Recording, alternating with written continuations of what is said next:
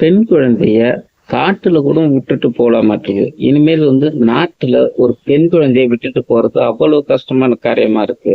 ஏன்னா, இப்ப ஒரு 3 நாளைக்கு முன்னாடி 3, 4 நாளைக்கு முன்னாடி தூத்துக்குடி தூத்துக்குடியில ஒரு விளாத்திக்குளத்துல ஒரு சம்பவம் நடந்தது. ஒரு 17 வயசு +2 படிக்கிற பொண்ண பாலியல் வன்கொடுமை செஞ்சு கொன்னு போட்டு போயிட்டான்னு நடந்தது. அதுக்கப்புறம் ஒரு 3 நாள்ல சேலத்துல ஒரு சம்பவம் நடந்திருக்கு. அதை பத்தி பார்ப்போம். வாங்க இந்த வீடியோக்குள்ள போவோம். மாவட்டத்துல சங்ககிரி பக்கத்துல ஒக்கிலியம்பட்டி அப்படிங்கிற கிராமத்துல மணி பழனியம்மாங்கிற தம்பதி வசிச்சுக்கிட்டு வராங்க. அவங்க கூலி வேலை பார்க்குறவங்க. அவங்களுக்கு ஒரு பெண் இருக்கிறா. அந்த பெண் 9ஆம் வகுப்பு படிக்கிறா. அவளுக்கு வயது 14. இந்த வீட்டுக்கு பக்கத்தில் ஒரு இளைஞன் வாடகைக்கு குடியிருக்கிறான். அவன் பேர் சதீஷ். அவன் சேலத்தில் ஒரு தனியார் நிதி நிறுவனத்தில் வேலை செஞ்சுக்கிட்டு இருக்கான். இதுதான் அந்த வீட்டில் உள்ள சூழ்நிலை. இப்போ என்ன நடக்குதுன்னா, அந்த இளைஞன் சதீஷுக்கு பொண்டாட்டி கல்யாணம் ஆகி ஒரு பொண்டாட்டி 2 பிள்ளைங்க இருக்குது. ஆனால் அவன் கூட வாழல. அது என்ன காரணத்தினால அங்கே போய் தங்கியிருக்கான், அவங்க அம்மா வீட்டில் தங்கியிருக்குன்னு தெரியல. இவன் என்ன செய்கிறான், இந்த 14 வயசு சிறுமியோட பழகுறான். இந்த பெற்றோர்கள், இந்த 14 வயசு சிறுமியோட பெற்றோர்கள் என்ன நினைக்கிறாங்கன்னா, சரி அவனுக்கு வயசு 32, இந்த சிறுமிக்கு 14, சரி அண்ணன் தங்கச்சி மாதிரி தானே பழகுறாங்க அப்படின்னு நினச்சிக்கிட்டு விட்றாங்க. அது பழகமாக அது பள்ளிக்கூடம் போகுது. சாயந்தரம் வந்துச்சுன்னா அவங்ககிட்ட பழகுது, சாக்லேட் வாங்கி தரான், எல்லாம் வாங்கி தரான், அண்ணன் தங்கச்சி மாதிரி தான் இருக்குதுன்னு இவங்க நினச்சிட்டு இருக்காங்க. ஆனால் இவங்க 2 பேரும் அந்தரங்க உறவில் ஈடுபட்டுட்டு இருந்திருக்காங்க. அது ஒரு நாள் என்ன நடக்குதுன்னா, அவங்க அப்பா அம்மா 2 பேரும் பள்ளிக்கூடம் வேலைக்கு போகிறாங்க. வேலைக்கு போயிட்டாங்க. இந்த பொண்ணு அன்றைக்கி லீவில் வீட்டில் இருக்குது. இவன் என்ன செய்கிறான், இந்த சதீஷுங்கிறவன் அந்த பொண்ணை இழுத்துக்கிட்டு அவன் வீட்டுக்கு போகிறான். இதை அவங்க பெரியப்பா பார்த்துடுறாரு. அந்த பொண்ணோட பெரியப்பா பார்த்துடுறாரு. பார்த்த பிறகு அக்கம் பக்கத்தில் உள்ளவங்களை கூப்பிட்டுக்கிட்டு அந்த வீட்டுக்கு போகிறாரு. அவன் வீட்டு சதீஷுங்கிற வீட்டுக்கு போகிறாரு. ஆனால் வீடு பூட்டி இருக்குது. உள் பக்கமாக தாழ் போட்டு பூட்டி இருக்குது. இவர் கத்துற, அக்கம் பக்கத்துலாம் அங்கே கூடி இருக்காங்க. இவங்க கத்துறாங்க. அவன் பாய்ந்துட்டு உள்ளே இருக்கான். ஆனால் ஒரு கட்டத்தில் அந்த கதவை உடைச்சிட்டு உள்ற போகிறாங்க. உள்ளார போனதும் அந்த பொண்ணை காணும். இல்லை சதீஷ், பொண்ணு எங்கடா அப்படின்னு கேட்குறாங்க, மிரட்டி கேட்குறாங்க. அவன் ஓடி பக்கத்து ரூமில் பார்க்குறான்.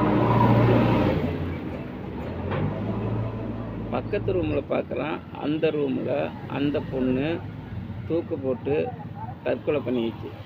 புடவையில் தூக்கு போட்டு முற்றத்தில் தொங்கிடுச்சு. அதை அழகாக தூக்கிக்கிட்டு ஆஸ்பத்திரிக்கு போகிறாங்க எல்லோரும் சேர்ந்து. டாக்டர் என்ன சொல்லிட்டாருன்னா, அந்த பொண்ணு ஏற்கனவே இறந்துடுச்சு அப்படின்னு சொல்கிறாங்க. இப்போ ஊருக்காரங்க, சொந்தக்காரங்க எல்லாம் சேர்ந்து அந்த சதீஷுங்கிறவனை செம அடித்து போலீஸில் ஒப்படைக்கிறாங்க. போலீஸில் ஒப்படைச்சா அவன் போலீஸ்கிட்ட வாக்குமூலம் தரான். எப்படின்னா, நாங்கள் 2 பேரும் ஏற்கனவே ஒன்றா தான் இருந்தோம். இது வீட்டுக்கு தெரியாமல் இருந்தது. அன்றைக்கி அவங்க பெரியப்பா பார்த்துட்டாரு. பார்த்த பிறகு எங்களுக்கு பயமாகிடுச்சு. நானும் பயந்துக்கிட்டு நின்றுட்டேன் வீட்டுக்குள்ளேயே. இந்த பொண்ணு எனக்கு தெரியாமல் உள்ளார போய் பதுங்கிருக்குன்னு நினச்சிக்கிட்டு இருந்தேன். இது தூக்கு மாட்டி தொங்கிடுச்சு அப்படின்னு இவன் போலீஸ்கிட்ட வாக்குமூலம் தரான். இப்போ என்ன நடக்குதுன்னா, அவனை போக்சோவில் அரெஸ்ட் பண்ணுறாங்க. இப்போ ஊரில் என்ன பேசுகிறாங்கன்னா, அந்த ஊரில் ஒக்கிலியம்பட்டியில் இந்த பொண்ணு ஏற்கனவே இவன் கூட பழகிருக்குங்கன்னு சொல்கிறான். அப்போ அந்த பொண்ணுக்கு விருப்பம் இல்லாமலே இவன் கூட பழகிருக்கோம் அப்படின்னு அந்த ஊரில் ஒரு பகுதி பேசுகிறாங்க. ஒரு பகுதி என்ன பேசுகிறாங்கன்னா, இவன் அந்த பொண்ணை அந்த 9வது படிக்கிற பொண்ணுக்கு என்ன தெரியும், இவன் ஆசை வார்த்தை கூட்டி உன்னை பார்த்துக்கிறேன், நான் கல்யாணம் பண்ணிக்கிறேன் அப்படின்னு ஆசை வார்த்தை கூறி இந்த பொண்ணை நாசமாக்கியிருக்கான் அப்படின்னு ஒரு தரப்பு பேசுது. சரி, எப்படி எது இருந்தாலும் போகட்டும், அவன் குற்றவாளி தான், அவன் செஞ்சது தப்பு தான். ஆனால் இது காரணம் என்னத்தை நம்ம கண்டுபிடிக்கிறது? எங்கே பார்த்தாலும் போதை பழக்கம், எங்கே பார்த்தாலும் கஞ்சா, டாஸ்மாக்கு, இதெல்லாம் எங்கே பார்த்தாலும் இதில் பொட்டை பிள்ளைகளை பெற்றவங்க வயிற்றில் நெருப்பு கட்டிட்டு இருக்கிறதா இருக்குது. இதை வந்து அரசாங்கம் தான் இதுக்கு வந்து முடிவு எடுக்கணும்னு பார்த்தா அவங்க முடிவு எடுக்க மாட்டாங்க. என்ன காரணம்னா, இதுக்கு வந்து ஒரு இப்போ அரபு கண்ட்ரியில் இருக்கிற மாதிரிலாம் தண்டனை சட்டம் கொண்டு வரலாம்.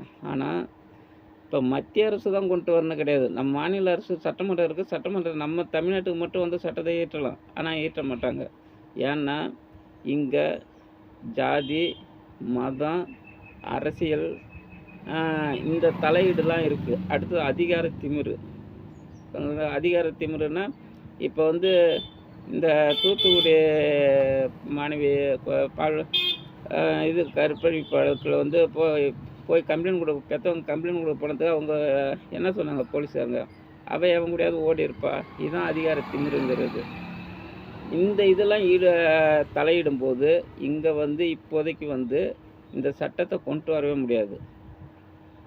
இதுதான் சொல்லுவேன். இதுக்கு வந்து பொதுமக்களாக பார்த்து நமக்கு வேண்டிய அரசாங்கத்தை, இப்போ எலெக்ஷன் டைமு, நமக்கு வேண்டிய அரசாங்கத்தை நம்ம தான் கொண்டு வரணும்.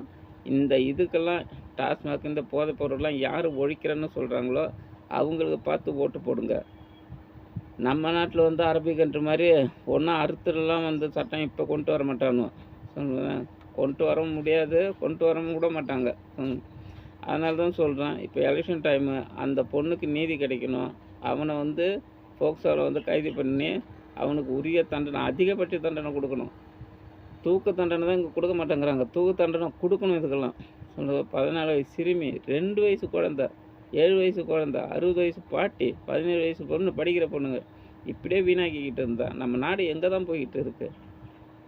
பெற்றவங்க வந்து வேலைக்கு ஒரு 30 வருஷம் 40 வருஷத்துக்கு முன்னாடி பெண்கள் வந்து கல்யாணம் ஆனால் கூட வீட்டை விட்டு வெளில வர மாட்டாங்க.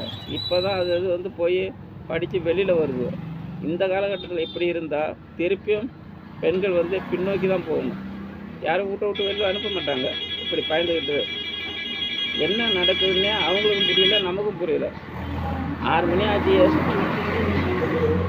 7 மணி ஆச்சுன்னா வயிற்றில் துணியை கட்டிகிட்டு இருக்காங்க. போன பொண்ணு வருமா வருமா வருமா வருமானு அவங்களுக்கு இதே ஓடாது. இந்த சம்பவம் எங்கேயோ ஒரு இடத்த, இப்போ தூத்துக்குடியில் நடந்தது, மெட்ராஸில் நடந்தது, கிருஷ்ணகிரியில் நடந்தது, இன்றைக்கி சேலத்தில் நடந்தது மட்டும் கடந்து போயிட முடியாது. நம்ம நாளைக்கு நம்ம ஏரியாவில் நடக்கலாம், நம்ம ஊரில் நடக்கலாம், ஏன் நம்ம வீட்டிலே நடக்கலாம். அதுதான் சொல்கிறேன், பெண் குழந்தைங்கள பார்த்து யாராக இருந்தாலும் ஒரு சந்தேகனோட பார்க்கணும். வீட்டில் உள்ளவங்களாக இருந்தாலும் சரி, வீட்டில் சொந்தக்காரங்களாக இருந்தாலும் ஒரு சந்தேகனோட பார்த்து அதோட பாதுகாப்பு வந்து பெற்றவங்க தான் உறுதி செய்யணும். பள்ளியோடம் போக முடியல, ரோட்டில் நடமாட முடியல, வீட்டில் இருந்தால் இப்படி என்ன செய்கிறது? அரசாங்கத்தை நம்ம தான் மாற்றணும். அது வந்து இதெல்லாம் எவன் வந்து இதுக்கு முற்றுப்புள்ளி வைக்கிறோன்னு எந்த அரசியல்வாதி சொல்கிறானோ அவனுக்கு பார்த்து ஓட்டு போடுங்க. இந்த பொண்ணுக்கு நியாயம் கிடைக்கட்டும், இந்த குழந்தைக்கு. இதோட உங்களை அடுத்த வீடியோவில் சந்திக்கிறேன்.